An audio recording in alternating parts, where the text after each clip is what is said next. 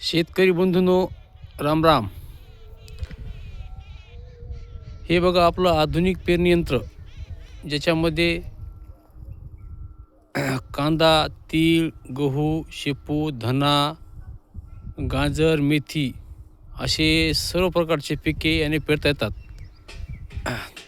तर तुम्हाला हे व्हिडिओ बनवून टाकण्याचं तात्पर्य एकच आहे की शेतकरी आता गडबडीमध्ये आपली जमीन जी आहे ते धंदा तिरी रोटर केल्याच्यानंतर भिजवून घ्यायलेत आणि भिजवून घेतल्याच्यानंतर आम्हाला फोन लावायलेत की आम्हाला गहू पेरायचा आहे किंवा कांदा पेरायचा आहे किंवा धना पेरायचा आहे किंवा शेपू, गाजर जे काही पेरायचे आहे. तर तुम्हाला सांगायचे या व्हिडिओमधून तात्पर्य एकच आहे की तुम्ही जमीन कुठल्याही प्रकारची भिजवून घेऊ नका.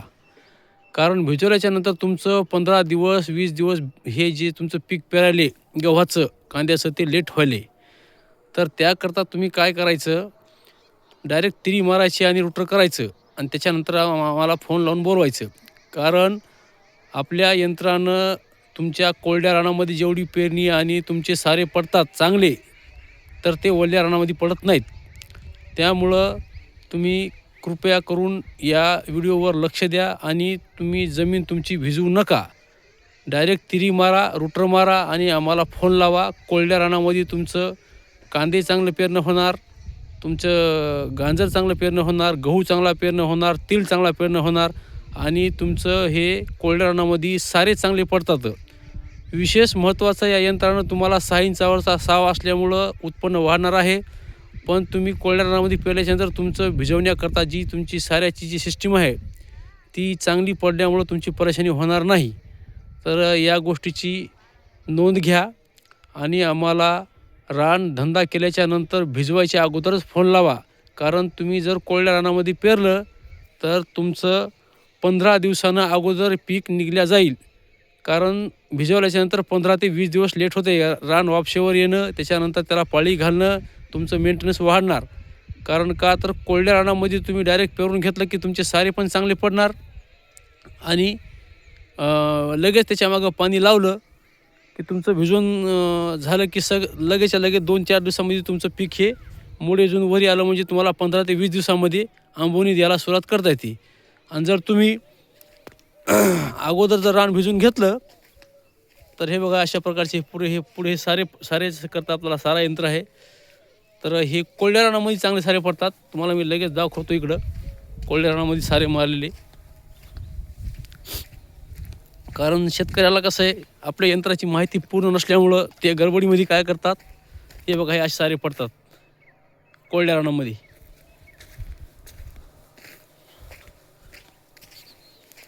हे बघा हे साऱ्याची सिस्टीम हे असे हे कोरड्या रानामधले सारे आहेत. ते 2 तास आपल्या घरच्या शेतामध्ये आपण मारून तुम्हाला दाखवलेले आहेत त्या ठिकाणी. तर हे कोरड्या जमिनीमधले सारे असे पडतात आणि ओल्यामध्ये असे सारे पडत नाहीत. ओटम छोटा पडल्यामुळं तुम्हाला भिजवायला खूप परेशानी होती. तर याची कृपया नोंद घेऊन तुम्ही तिरी आणि रोटर मारल्याच्या नंतर पाळी नाही घातली तरी चालेल, पण कोरड्या रानामध्ये गहू पेरून घ्या. कारण आता पाणी येणार आहे कॅलनला. सर्वांची एकच गडबड राहणार आहे की बाबा माझं पेरणं झालं पाहिजे, मला भिजून घ्यायचं आहे. तर असं तुमची परेशानी होऊ नये हे आपला मॅसी फर्ग्युसन 3510 हे ट्रॅक्टर छोटा आहे.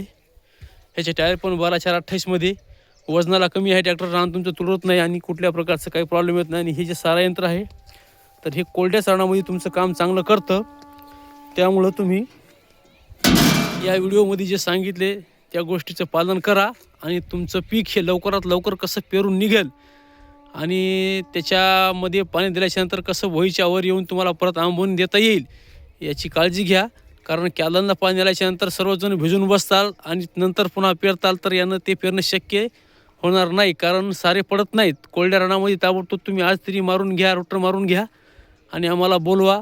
तुमचं कोरड्या रानामध्ये पेरून फटाफट दिल्याच्यानंतर सारे चांगले पडणार आणि लगेच पाणी लावलं की तुमचं भिजवल्याच्यानंतर गहू पण चांगला निघणार.